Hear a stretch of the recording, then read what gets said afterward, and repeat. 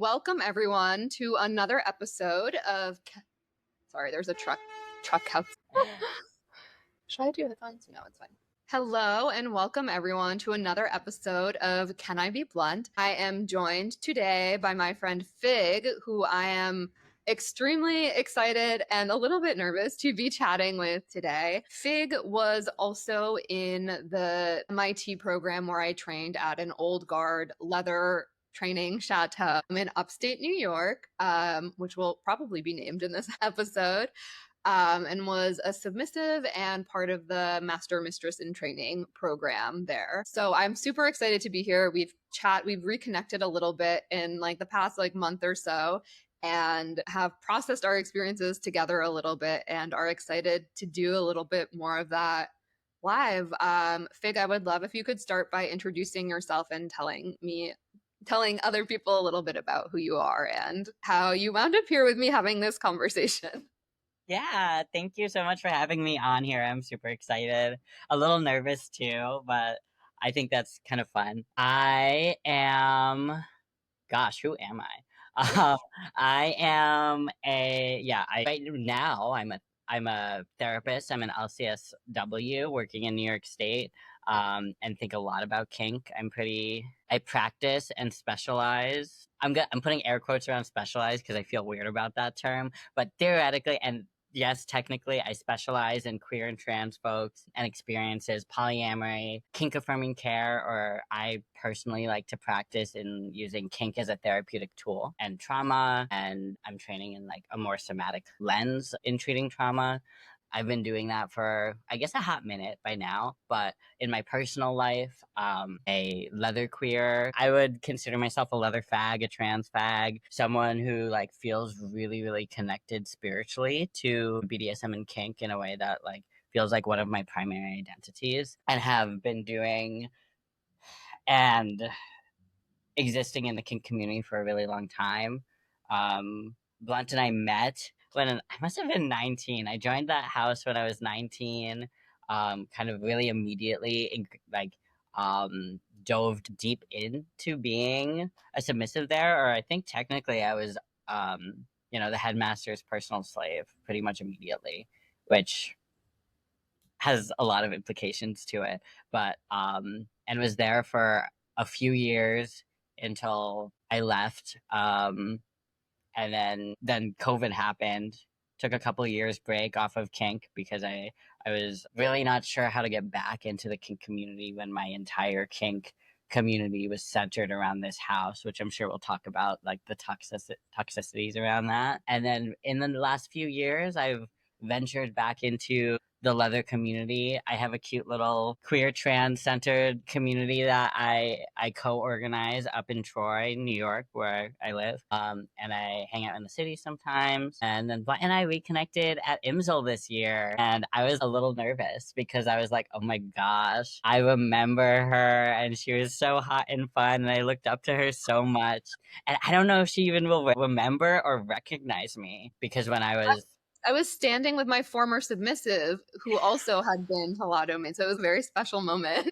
Yeah, and I saw the both of you, and I remember so many really cute, intimate times with her, and I was like, ugh. And so I never initiate things, but I went up and I was like, hi, do you remember me? I don't know if you recognize me at all, because for context, I looked like a completely different gender back then.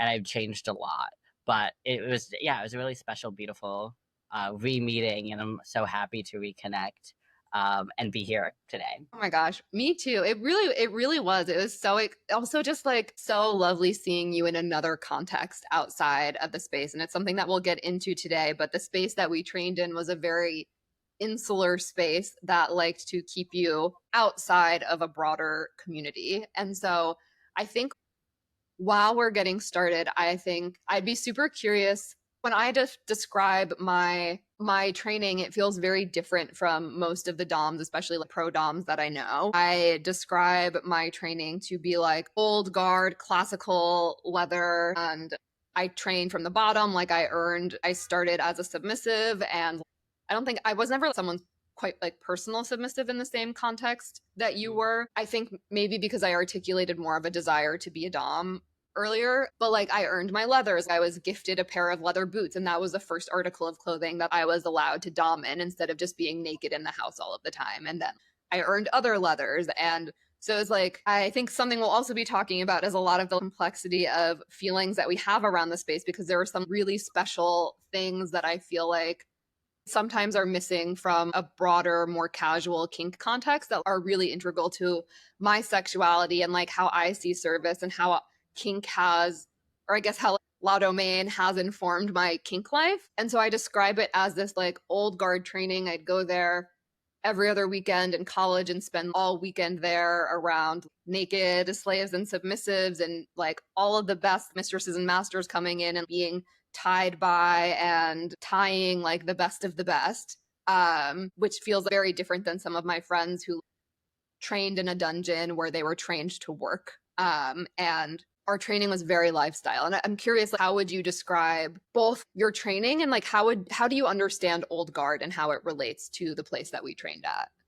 Yeah, that's a super great question. I think I would describe Old Guard as very lifestyle and like high protocol and cultural in a lot of ways that like you don't always see anymore. That there's like a lot of importance on certain relational dynamics and roles. I mean, I think there's some fluidity there, at least in the house we were at, where people were training to be like you started as a submissive and then trained to be a dominant. My experience, I when I first joined that house had zero desire to be a dominant at all. I was like the subbiest baby sub in I the remember. entire world. Like I couldn't even like if I was on my knees, I could barely speak. It was so I think back on that, I'm like, oh, that poor kid who didn't know anything. And it wasn't until like a year or two into my experience there where I was really pushed into doming. And I think there was part of me that was called to it, a part that I didn't see, but also it was That's also that is ours language, I know it is. I know. because the person who trained us also wanted us to dom him. So was training, I feel like the training is such a loose term. I had a lot of experiences there. No one like sat down and taught me anything. I remember one time, like my first time doing sutures, I practiced, and the person who I called master at the time and mistress, I sewed their penis and cunt together. And that was how I learned how to do sutures. Was they're like, yeah, you can fuck around and find out, like, and that it worked for me. But it definitely is different than how kink is approached in like New York City and kind of formal and consent forward based models and risk aware. Like it moves in this very different time and space. Yeah, I also have a very similar experience where the first time I did needles, and maybe I had put a couple of needles in like a more casual setting at first, but I don't remember those times. What I remember is the first major needle scene I did was putting like 60 needles in my master's cock and just not knowing what to do and being like, what's the anatomy here? What happens if I put a 4-inch needle straight through your testicles? Is that bad? And I was so concerned about anatomy and practices and safety. And he was like, whatever. And I still have a picture of that. And I show my very good friends and lovers now who are like excellent needle tops. And I'm like, look at this fucked up thing I did. Like, it's a horrible example of needles, but it was totally fine in this context. And I think that he really got off of being the guinea pig for baby doms and training them into stars or mistresses and stuff like that. I think only for his personal use, though. Exactly. Yeah, which was interesting. Yeah, the language of like I didn't know I was a dominant, I think is definitely his language, but also I hate to say it, there's truth to that. And I now am so grateful for my capacity for dominance. I had a really fucked up relationship with doming after leaving the house because my relationship to doming was developed in a sense of protection to be able to like, because I, as a submissive there, boundaries were not respected. At least my boundaries were not respected. And the only way I You're like knew taught not to have boundaries. exactly. Which is Yeah. both hot in some contexts, and Yes. then also if you're not like actually talking about the power dynamic present there, and it's not like, I don't know, like we were both so okay, so our paths overlap, but we went like 4 or 5 years differently. So like as you were coming, I was leaving, but I was also 19, 23 or something like that. Actually I started contacting them when I was 18. Yeah. I was very, and I think I was 19 when I went there the first time. Yeah. Yeah. So it's a very different, consent moves differently there Yeah. too, both in interesting ways and very, very toxic, fucked up ways. Okay. Yeah. I'm curious, how would you describe Old Guard? Yeah, I would say that like the old guard for me is I think the differences there's the things I like about it. Reverence, high protocol call, roles, leather community in a way that's like familial and building these like underground family dynamics of community and support that I think can exist outside of Old Guard, but that was the thing that I was really drawn to. The things I didn't like about it, the consent practices, although there are parts of me that are like, the consent practices are a little bit hot, but like not really, but yes. The We'll consent get practice, more into that. yeah. The consent practices were hard. The rigidity of the roles and the total power exchange and control that I entered into without realizing. I think there's a lack of negotiation or really like informed consent, which arguably I don't know if informed consent in the context of kink really is something that either I'm interested or it can really actually exist, which I'm sure we'll talk about. But like, there's just a rigidity of culture and tradition that some parts I really enjoyed, and some parts I didn't realize were not very good for me.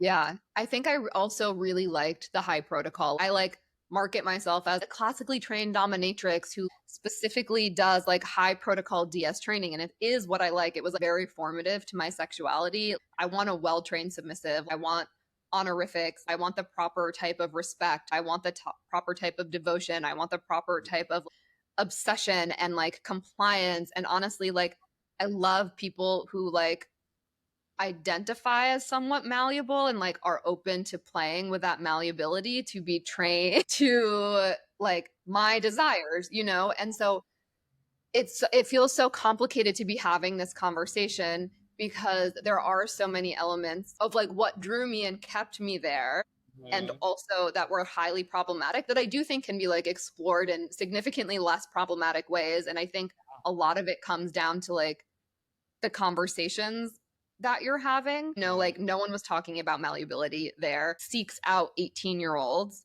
Mhm. to bring in before they have any experience. And so I think there's like, and the person that we're speaking about, I think was like 60 and above when I met him. And so, I know that I was 19 and he was 67. So, okay, yeah, that makes sense.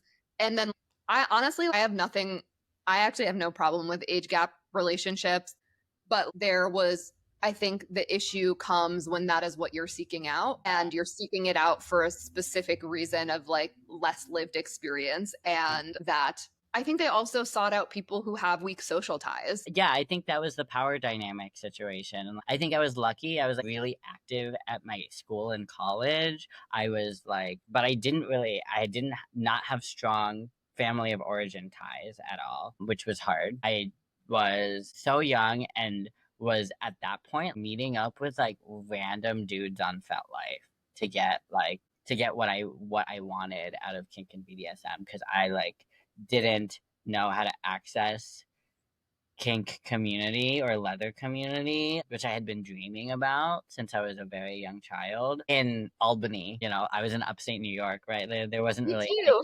yeah, there was nothing there that I felt like I could access until actually what happened is how I joined the house was I went to a college talk that was held.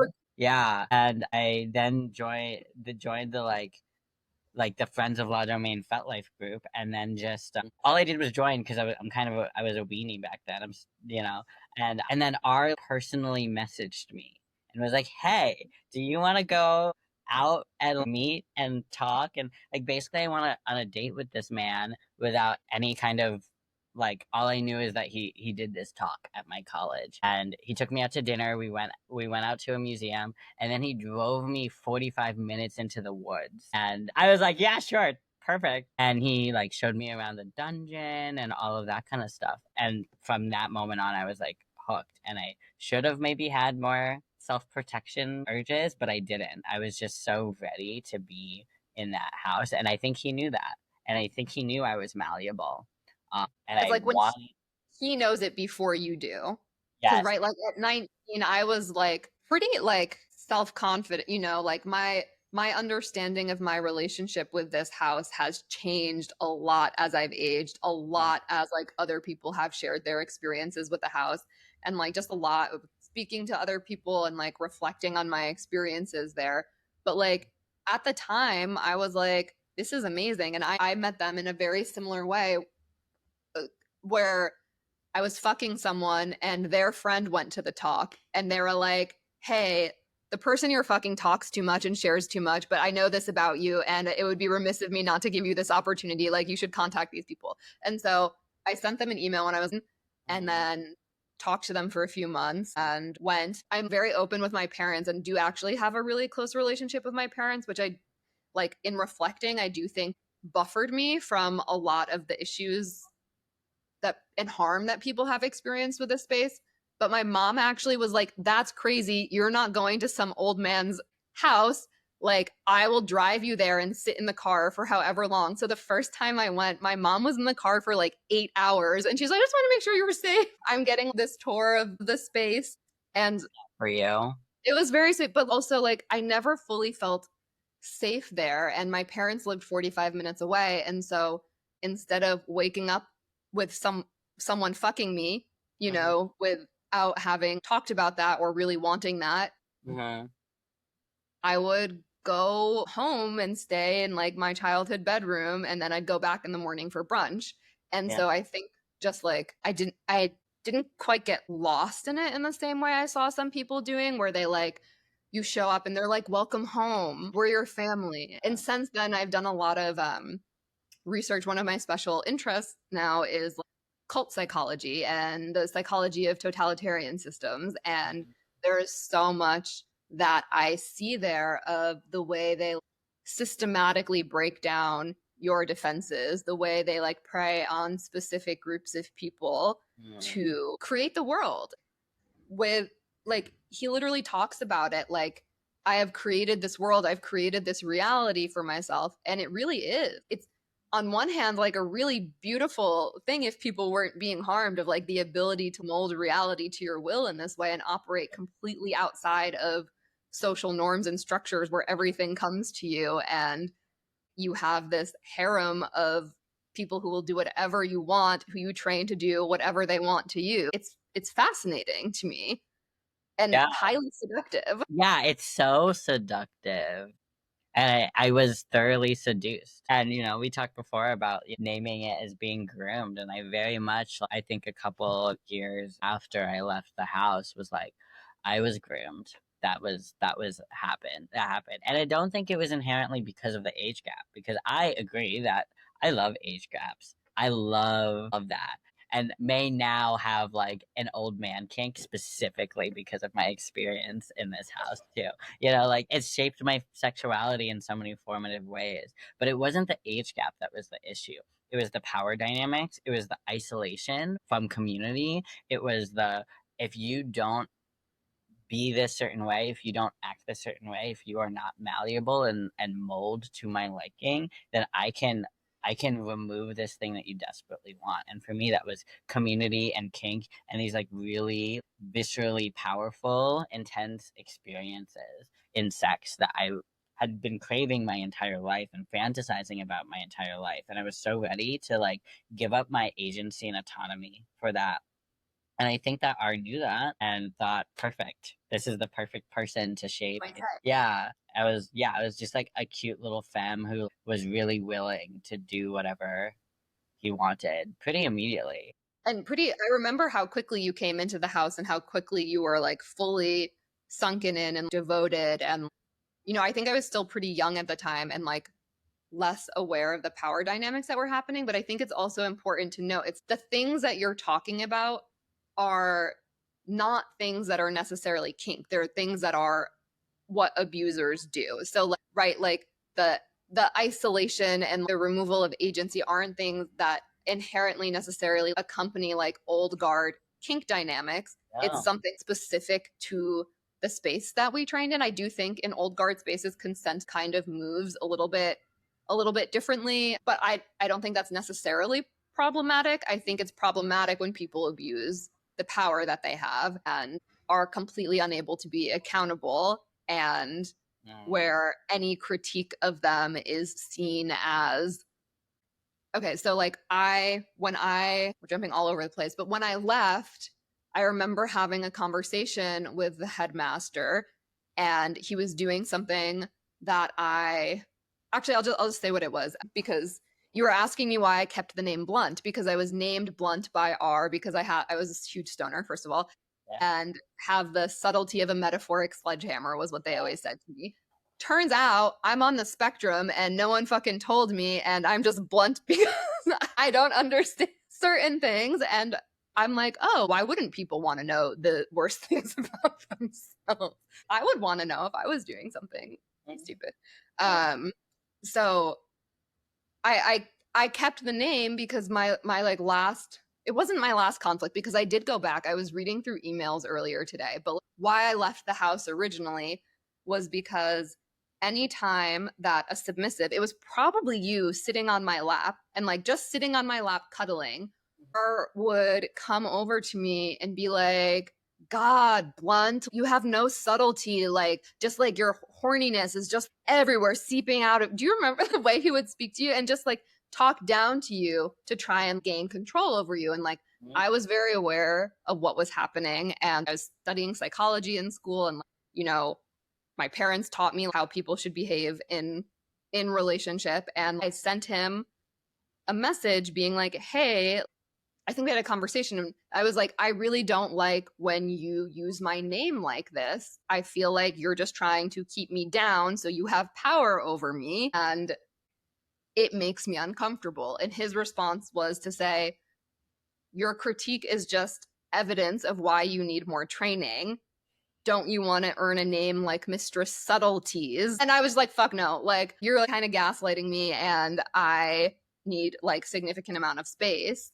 But I also didn't have as heavy of a power dynamic with him. Like, I would bottom and do service, and I thought of like the headmistress as more like the person that I was in service to, is that like the person that I felt more connected to, who seemed also like sort of just doing what R wanted.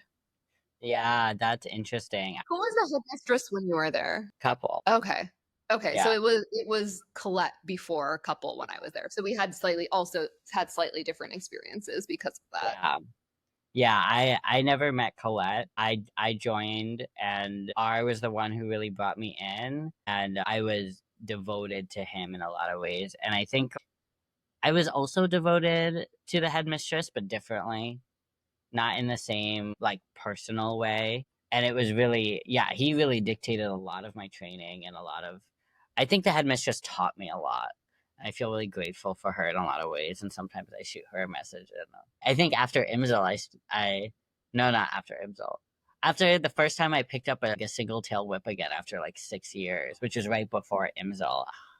I'm so grateful for the things that I was taught in this house, even though, yeah, there was a lot of fucked up trauma stuff happening there. But I do think that like R was really able to seduce me in a way that when I think about being malleable and I think about like molding, and when I talk about the DS dynamics I'm building in my life now as someone who's finally returning to DS, because when I first rejoined the kink community, my leather family was like pretty anti high protocol and anti-DS, and they're still kind of anti-high protocol. I'm like surrounded by like autistic folks with like pathological demand avoidance and just are very like anti like authoritarian. Protocol because I am neurodivergent and I like to know who's doing what in any given circumstance.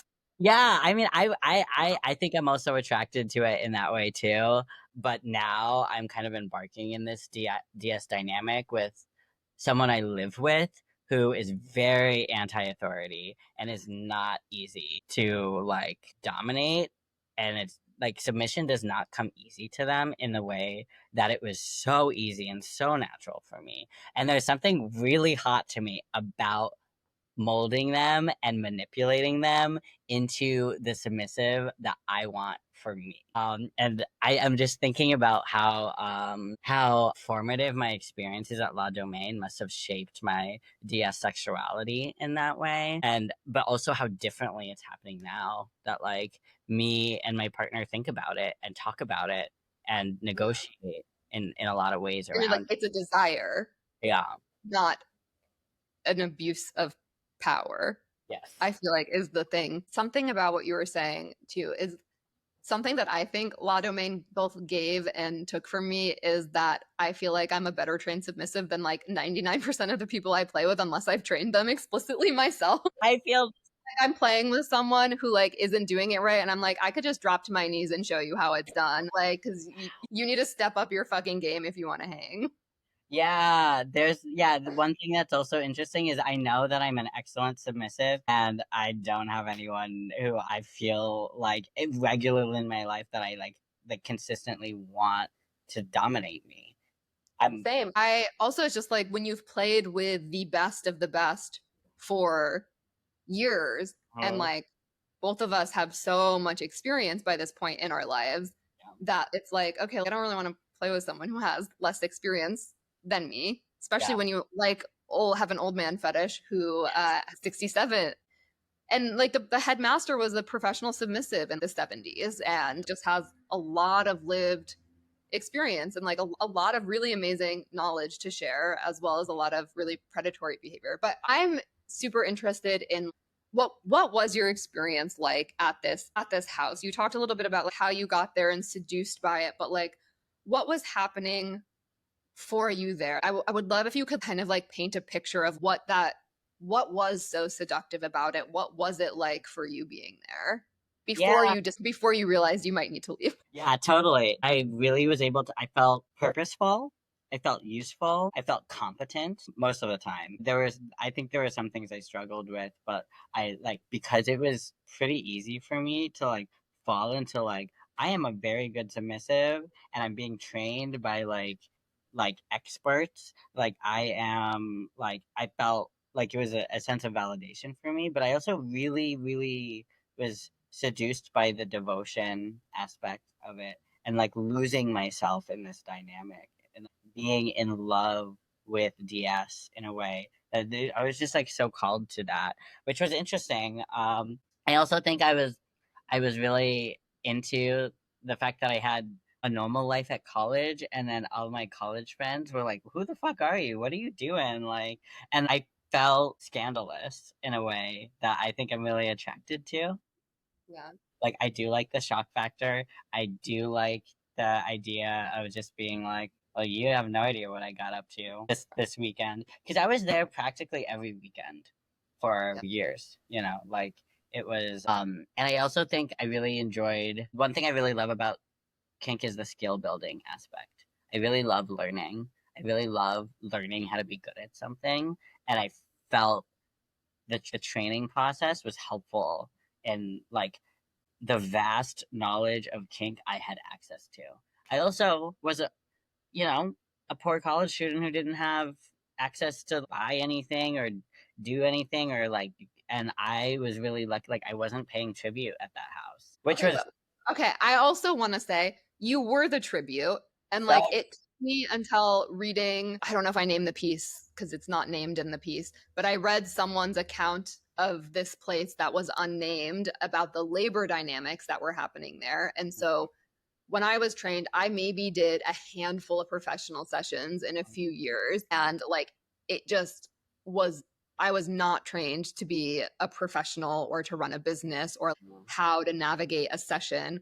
I was trained how to be compliant and then how to get compliance from other people. And so I'm curious if no one taught me skills. I mean, it was old guard. It was like, this is done to you, you see how it is, and then you try it on someone else. But it wasn't like these workshops or like sitting me down to teach me something. It was all like lived experience as the way of learning. It was almost all lived experience. I really lived for the workshops that would happen before parties. That was something that I was really into, although I was always so frustrated when I would get pulled out. Yeah, you were in the kitchen. I was in the fucking kitchen all the time because I'm a good cook, and Ari would always be like, this is my favorite kitchen slave, and I'd be like, fuck, I want to be down there demo bottoming, I want to be learning. It was really hard for me. That was one of the hardest parts. I am a good cook now, though. I was a good cook before. Okay. I could cook from a recipe, but not like intuitively. Yeah, no, I think he really liked the fact that I already had those skills and he didn't have to train them into me, and he utilized me all the time, and I hated being in the kitchen when I could have been at the workshop. And then want to recite the submissive mantra together? I don't even remember it. I think I like... Really? Oh, it's so ingrained in my brain. Do you want to try? Sure. I blocked the fuck out. I don't even remember it. What is your purpose? I don't know. Oh my gosh. I don't. Oh my gosh. That's great. I don't want to remind you. No, I want to be reminded. You want to be reminded? Okay. I can't believe I'm doing this. The purpose of a slave is to stay as hot as his mistress wants for as long as his mistress wants and to serve her pleasures at all times. Oh my gosh. Memory is... I just disassociated a little. But like instantly brought back to that headspace. Also, I've used that mantra in submissive training or like a similar mantra work, but it was just so ingrained. I think maybe also because I had people reciting it for me more at the house. Yeah. Like deeply ingrained. It's really interesting. My former submissive who you saw at IMSL has told me that like the way that I trained her is like really informed her, and like her style is both a sub and a dom, and that like she always gets compliments on her submission and like service, and like just like how I structure scenes, which is like a lot of what I learned at this space, and I'm curious for you, like one of my biggest, like how our sexualities were influenced by this space of like creation of your own fantasy and reality by any means necessary, and like never taking accountability. And I know for myself, I am also seduced. Like I'm a switch, and so I feel more comfortable saying some of these things. But like manipulation is something that is very seductive to me, and I think part of me was aware of what R was trying to do to me, and I really enjoyed putting myself in situations where people would try and manipulate me and I got to push back against it and win. And so like the story of this that I guess I'm going to share now at La Domaine is the headmaster didn't fuck people with condoms, and it wasn't my vibe. And so he never had sex with me. And I was one of the only people there who had never had sex with him. And then after like maybe a year and a half of me being there, we had sex one time, and he put on this whole performance. I swear, like everyone was around the bed because like one was about to get fucked for the first time. And he made this whole production of like putting on a condom and fucking me. And I was getting fucked being like, this is kind of humiliating for you. Like, this is absurd. But I feel like it took me a while to understand that that's what I was getting off on, and that, you know, the fact that I was able to say no in this incredibly manipulative situation, you know, doesn't make it not problematic. But do I go out and fuck cis men once a year to see if they'll manipulate me into not wearing a condom? Yes, I do. Do like 99% of them do that? Yes, they do. Yeah. And So that's so yeah, that's interesting to me because I'm thinking, reflecting on my own experiences with that, and I think I also eroticize being manipulated into stuff like that, but losing. mm, And now I realize when I remember when R first fucked me, it was like he didn't allow me to come for a month, which was torture as a college student trying to focus on my fucking studies and not being allowed to come for a month. It was horrible. And then he finally fucked me, and I felt like I had earned his cock, you know? I wanted it so bad. He really was able to shape my desire into wanting that to the point where I didn't even care if he fucked me with the condom or not. He had erased my ability to decide what my boundaries were or right. what happened there. And I think I look back at that now and I feel like, oh gosh, wow. It's kind of hot to be so manipulated into that state of being where I don't care anymore about my boundaries and all I care about is like It says yes. yeah, and like doing what he wants. And I had an experience recently, not at La Domaine, but like with a random dude on Grinder, and he had seriously violated me by I had specifically was like I use condoms when I do grinder sex. And then halfway through, and I could tell he was manipulating me out of it the entire time. And then halfway through, he took his condom off and stuck it inside me. And then we fucked the rest of the time without a condom. And it was seriously violating and like could probably be akin to sexual assault. And also, I think about that now and I'm like, it's kind of Jerking hot. off thinking about Yeah, I know. It's like why am I interacting with my very real trauma in a way where it's becoming metabolized into my body in a way that is like sexually generative, like gets me to come, like that's like that to me is we complicated because I'm we not trying to go out there and be traumatized. That's not the no. goal. But what am I doing with the trauma that I already I'm have? like, And I am I? yeah, like, did I knowingly put myself in a position a la Domain where I was gonna be harmed and was regularly harmed? Yeah, I did. I don't think I knew that I was doing that purposely, but now I know that's what I was doing. And now do I have a lot of like eroticized thoughts about the trauma that I experienced there? Absolutely. Did you also have some before going into it? Because I for sure like I was into heavy psychological play before I got there. Yeah. Some of my root kinks, very different, but like heavy tease and denial, play, surprise, and I was just doing like fucked up things with partners. But we both talk about it. When I tell people, I'm like, oh, where I grew up, and they're like, oh, your hometown. I'm like, no, the cult that I was raised in, Yeah. cult that turned me out into like a great dom who Like is I wanna trying to say it's replicate so those hard. harmful things. Yeah, it's so hard to feel like part of what makes me a good dominant and also, to be honest, a good therapist is my experiences at this place that seriously harmed me and fucked me up, which I feel very complicated about and feel a little bit almost begrudgingly resentful to the idea of attributing the the stuff that happened to who I am now.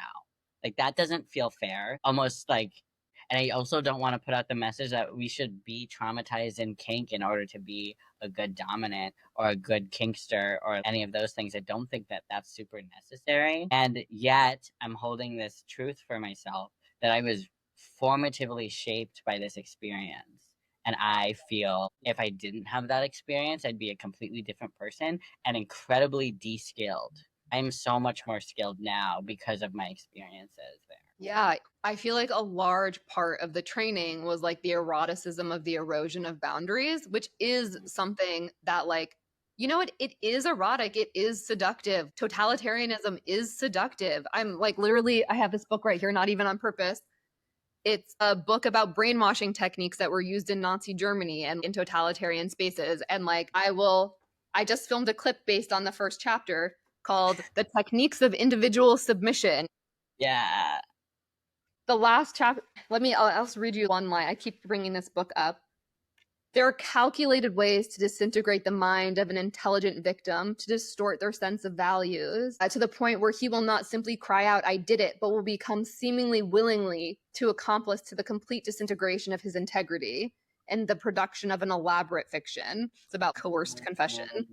And I'm like, is that my, like, I do tell people that I play with personally that I'm into like heavy psychological play and like molding people, and the training element is such like the submissives I have trained who are no longer mine. Like, I have done a community service. I will say I am very good at training submissives, and like, and it's something that I really enjoy because the thought of someone catering to your desires and learning them and that level of devotion and prioritization is something that I find deeply, deeply erotic. That reverence, that like worshipful nature, that, that entering into your reality that you're creating. I think any Dom does some amount of world building. And I think the space we were in did a lot, and I think so much of the problem with it was how isolated it was. I know that when I started living in the city and visiting the city, they were very, very strict about what I could do, which sometimes I appreciated because I felt like it kept me somewhat safe. I could see their terror of losing me to someone in the city that, but I love a well-trained submissive. I don't want to play with someone who's not well-trained. I mean, I am certainly playing with people who are super not well trained as submissive, because there's something, at least I do think, while it would be really nice to be playing with people who are well trained submissives, there are not those people in my immediate vicinity here in upstate. So the folks that I have around, there is also something really interesting to me about taking someone who is not well trained and training them. And that, but there has to be that level of like devotion, there has to be like those innate pieces in someone who like is desirous of being trained and molded. It is a molding process. Like, I don't think you can train a submissive that is outside of a session or for fantasy in a way that doesn't involve molding, because the whole purpose is that someone is serving your needs, so they need to learn what those are and be guided into the ways of like falling into that flow of tending and anticipating your desires. Yeah, and I think that's part of the like psychological edge play that I'm really, really into and have always been into. I think the way that I've conceptualized my sexuality for the longest time, and I also credit my experience at this house to help me articulate this about myself, but I am not into like impact because it's impact or rope because it's rope, but I see them as tools for a greater purpose in my mind, and that to me has, I always named it as why I think that too, because of the house. I thought that was my own. I verbatim the same thing, and it's so I feel like crying, and so integral to my sexuality that I'm like, a fetish is a tool to manipulate you. Any of your desires. You like rope, and I was trying so hard to communicate this to a submissive of mine, and he felt so uncomfortable sharing what his fetishes were because he's like, I don't want like to top from the bottom, and I'm like, a fetish is a tool. Like, it is rude of you not to give me any tool at your disposal to use to like wield against you. And like, I don't actually have, they like kind of take it out of you. This like, if you came in with a specific interest, it's like, my interest is power exchange. And I think that's because of how I was trained. It's like not latex. It's not even, I do like leather, but it's like not leather. It's not rope. It's not this. It's not any specific activity. It is just what I can do to you and how I can make you feel. And I was sitting in my house, and I have this like beautiful hashira, this rope, this like rig in my apartment, and I like haven't used it in years because my style of domination honestly would be like, I'll watch someone tie you to that, tie yourself to the fucking rig. Like, otherwise, like, you're gonna lay at my feet and I'm going to show you how I want you to feel and make you feel how I want you to feel, and you're gonna do something that's fucking useful for me. I never learned to do restrictive bondage because they wanted people working in the kitchen, That was a skill I had to learn on my own. All of the bondage that I know, like like would It's they'll like say this, so you yeah, can use your hands and do dishes. like I did not do. I probably learned a single column tie and maybe like some decorative rope, in the house. But all of the like rope chopping I do now has been learned post La Domain. I feel like one of the reasons I feel really still attached to the name that they gave me. And for context, they like rename you at this house for folks listening. Which Classic totalitarian. yeah, which is, it's a lot like, oh, is this a cult? Like, yeah, they're shaping your identity in a way through a name, which I think is, also as a trans person, I find that very interesting, where we have a culture of naming ourselves, right? And I like entered this house, and then, they also took like 8 months to name me. It took me fucking forever. I don't know why. And I was just like, It took a while to name me too. yeah, it just took forever. And I just remember, so I in the house was named Slice, which is in my mind such a hot, interesting name. And the way that I connect to that name really purposefully is that I think I've always been into penetration, and not just like the PIV penetration stuff, even though I love that. That's great, whatever. But like the mental and physical and spiritual entering of myself and entering of another person, and the psychological like mind fucking that happens when you can really get inside someone, and that vulnerability is what I'm really interested in. And when I joined the house, I really so badly wanted and needed to be entered and shaped and molded and manipulated, um in that way. And they knew that and they did that to me. And now as as like a switch now, that's the stuff that I also continue to still desire, this like being entered. And I do think that power exchange is just my primary way of doing it. And like I love impact because of the way I can make someone feel when I hit them. Also, it's just fucking fun. I'm also just a sadomasochist, and I think it's really fun to Yeah. hurt people. But Like, there's some are we similar, or did we just grow up in similar household? Like in the same household? Because I also identify as a sadomasochist who's almost exclusively interested in power dynamics. In my personal life, I am only interested in what you're interested in to do something to you psychologically. yeah, Like I love heavy psychological play. One person, a submissive I've been training for like 4 years, says to me all the time, like, I have no idea. The implantation of fetish, the implantation of desire, not knowing if your desire is coming from yourself or from someone else, I think are such hot things to play with. And I feel so similarly to you. And I'm so curious. I think we will be referencing Avgi Sakatopoulou's work a lot in this conversation on trauma. Her book, Sexuality Beyond Consent, is incredibly informative to my thinking. We've spoken about it. And I think as maybe we can move into a conversation about trauma, because a lot of what we're talking about is how these formative, traumatizing experiences still play a role in our sexuality today. And there's nothing we can do about that. Like, you can't undo a trauma. And I think maybe if it could bring us into a conversation around consent and negotiation, because I think like it is I think Avi talks about it in the book too, and about exigent sadism, as well as like there's actually no way to understand, to like fully negotiate what will come up in a scene, because we don't know ourselves. Like there is a certain part of ourselves that is opaque to us that we don't know. And so when we were interacting with another, like there is the possibility that like that opacity will shift, and like this part of yourself might come through that you were unable to see before. And that is a risk that I think we don't talk about enough in kink spaces. I think it is a risk that we need to have more grace with each other when talking about what happens when something goes wrong, or when someone gets triggered, or when someone is using kink to like reenact something traumatic without realizing it.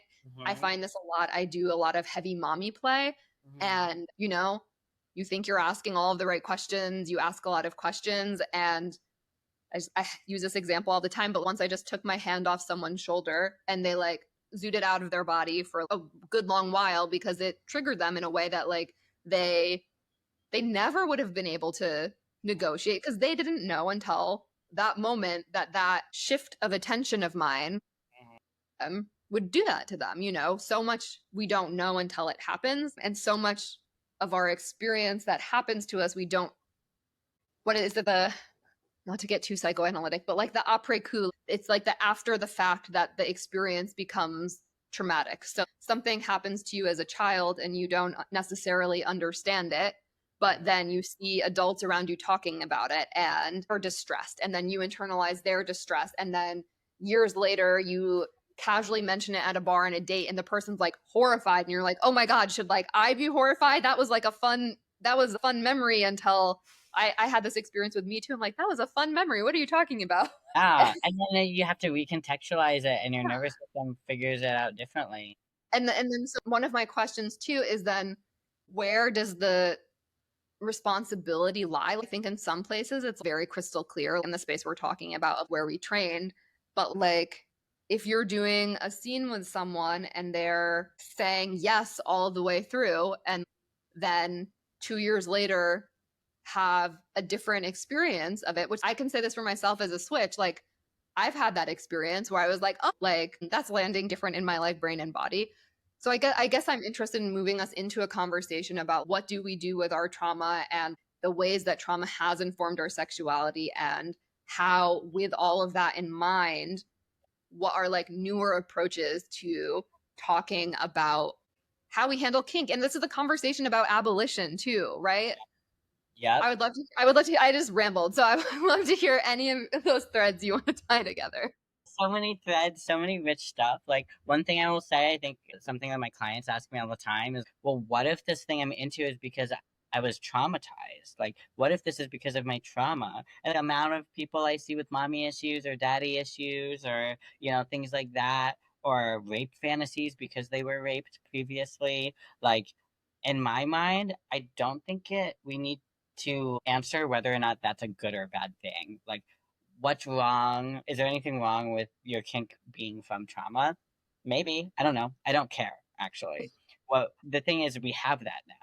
It is a thing that's been internalized into us. We've had a trauma experience, and we also have an erotic association with something adjacent to our trauma experience. What do we do with these things? And in my mind, we can play with it if we want to, right? I mean, I think a lot of people close it off and are like emetophobic, as like Avgi will say, and I definitely think I lean towards like a traumatophilic mindset, not only in myself. Like, I think I'm interacting with my traumas often, and in ways to help me recontextualize the things that happen and help my nervous system handle the things that have happened to me. That Yeah, feels I really want important. to touch the wound.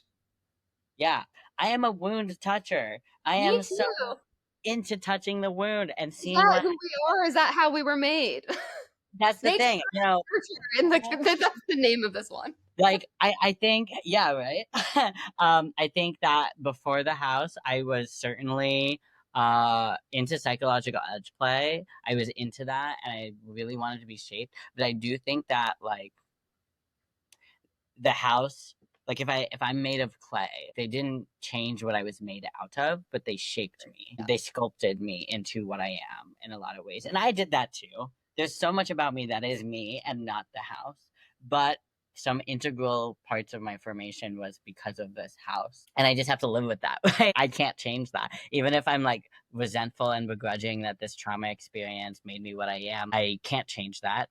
I will take what I can from it and move through it and move on and move with it. And I do think that when we are talking about trauma in the way of in our lifestyle kink stuff, like, I think people find a lot of like worry about harm, right? What if I get hurt? What if I hurt someone else?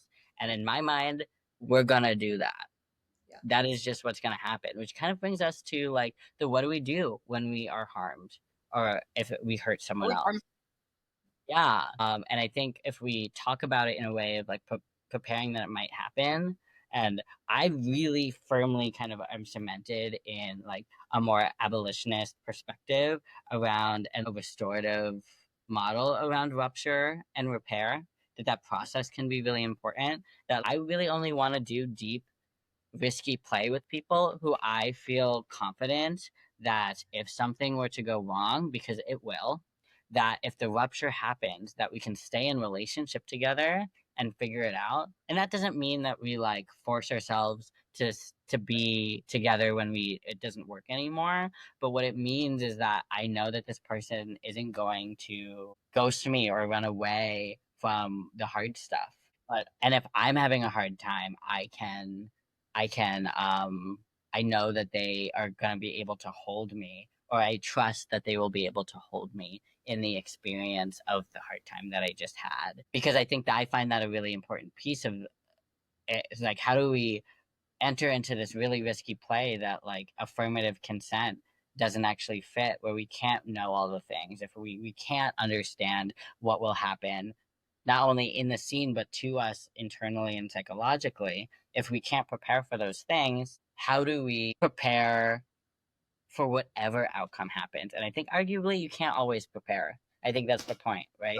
I've shifted my negotiation style to be more like, do you feel comfortable saying no when you want to say no? And do you, like, if something comes up, are you down to talk about it? I feel like those are the only two questions that I need to like negotiate, unless there are like specific hard limits. But like, don't cancel me. I find negotiation incredibly anti-erotic. Like, I think it's really important for like work scenarios and very time-based, temporal-based scenes or like pickup play. But outside of that, I am interested in playing with people who are open, and not that they're open to anything, but that like they can like negotiate within scene and set boundaries for themselves, you know, are comfortable setting boundaries for themselves so that I can push and like trust that they are going to advocate for themselves in a way that I can push as hard as I want, and like not against the boundary that they're setting, but that like it's more of like an open and iterative space of possibility, rather than like me performing someone else's fetish for them. Because as a dom, like, I am not a service top. I am not a service top either. I am interested. I wonder why. I am so interested in pushing the capacity, like not pushing boundaries, and your no means no and your yes means yes, all of those things. And I don't mean to be flippant about it, although my tone is certainly suggesting I'm being flippant about it. But I like when I play with impact, I think that's a really like enticing way for me to play with pushing capacity. Because the thing is that I'm really interested in bringing someone to the point where they think that they are done handling it, and then pushing slightly past and seeing what happens. And I remember, and it's that boundary that's so erotic. Sorry, I interrupted you. That limit is erotic to me. And I just remember like doing a very casual like whip scene with one of my partners recently, and I was literally just practicing. I would consider myself a baby whip top. Like I wanted obsessed with it, but like, you know, I took a 6-year break. I'm still learning my skills again. So I'm practicing on a pillow. I'm doing that, and then she offers herself as a little guinea pig to play, and we're just labbing. I'm playing, and then we start to get into a scene that neither of us negotiated. And you know, I could hit her forever, right? I could just keep going and seeing where she goes, but I'm holding myself back a little bit because I tend to be a controlled dom. Like, I have so much power and sadism that I want to unleash, but I want to do it strategically and manipulatively. So at the end, I'm like, okay, you're gonna get 13 more hits and you're gonna count for me. And the way I tend to do that is they get increasing. And why do you have them count for you? Right? Yeah, because that's what I fucking learned. What's your favorite implement? Yeah, right? Me yeah. too. Yeah, all of that, right? So that's super formed, right? I just remember my partner, she started counting, and then she got to like 8, and then she started saying 8 several times in a row, and she's counting wrong. So I'm just hitting her, and probably by this time I had hit her 20 times, and she's like on number like 11, and she's like 11, 11, 12, 12, and she probably says more. She wanted more, and that's what she did. The thing that was interesting is that I was really attracted to that because we set a limit of 13 more and then we're done. And that was partly because for me, because I could hit her forever, and I, you know, like needed to limit myself. But she was like I want more, and I want to ask you for more. I'm gonna do it in a cute, cheeky way. And so and I'm hitting her more than either of us negotiated. And to me, that is interesting. And that was to me, I really liked that because it was like an offering of her, and that she wanted me to keep going because she was really like, enjoying our connection and enjoying the fact that she knew that I would hit her forever. So she was offering as much as she possibly could. And when she realized that she could handle more than 13 hits, she allowed herself to continue going and offering like the breaking of both of our negotiated limit, and Yeah. we both kept going. And it was just a small, cute little scene. Like we were literally labbing, right? I was practicing, and it still felt really, really interesting to me because of God. the capacity stretching. And we both Right. proved Mm, to ourselves good way. that she can handle more than she expected. And I feel like I mostly know her limit, and I like pushing that limit and stretching it. And it's like that boundary as erotic. Yes. I have somewhere written on our notes the risk of being violated in a way you don't want when you're cruising for violation. I know. So there's something about that boundary that I also find like highly erotic. And there's something like as a switch, I feel much more comfortable talking about this as a switch because it is like we're talking also to just to be abundantly clear, like heavy edge play. A lot of what we're talking about and a lot of our training is heavy psychological edge play that like you should only be doing with people that you trust in this very specific way that Fig's talking about of like, I really only do this type of play with people that I trust if I fuck up, that they like know me well enough and trust me enough that they will feel comfortable talking to me about the way that I fucked up and trust that like I will want to be accountable and like not make a mistake or that I would make a different judgment call in the future. But there's also something that I find incredibly erotic about allowing and trusting and building a relationship. I think it's also relationship building, right? This is not what I do in a pickup scene. This is why I don't do pickup play actually, is because this is the only thing that I like. I'm not interested in casual play. I have a lot of fun scenes with clients and like kind of fly through submissives in my professional life. And, in my personal life, I really do want that depth where someone is like it's like learning to surrender the boundary to me is something I find very erotic, and trusting me that if like with one of my former submissives, it was like it wasn't even explicitly CNC because this is because of also how I was trained. Like I'm not into someone screaming no, I'm into someone screaming more and yes, please, past what they actually want because it's for me is like that space, that space of Yeah, I agree with that. And I think that was that, like, I had never talked about that dynamic with the person that I was practicing whipping on, my partner. And she touched that part of me without realizing that she was doing that by extending it. Like, she's not trained to be like, more, please. Like, I don't think she's not trained at all, basically. more. Yes. Yeah. She doesn't know how to offer herself. She's I'm quite, offering myself. Can you see my sexuality yeah, dripping? out of me. I'm Yeah. just No. oozing.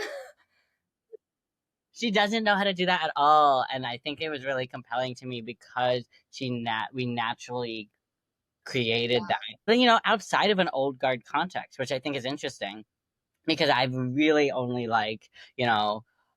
I was trained to recognize it in the context of La Domaine and what that was looking like. And it's just so nice and beautiful to see all of the different forms that it comes in now outside of that context and how I can shape everything that I learned into something that actually works for my life and is not like an abusive, like hierarchical power structure that I actually didn't end up working for me. And there was a reason why I left. Yeah.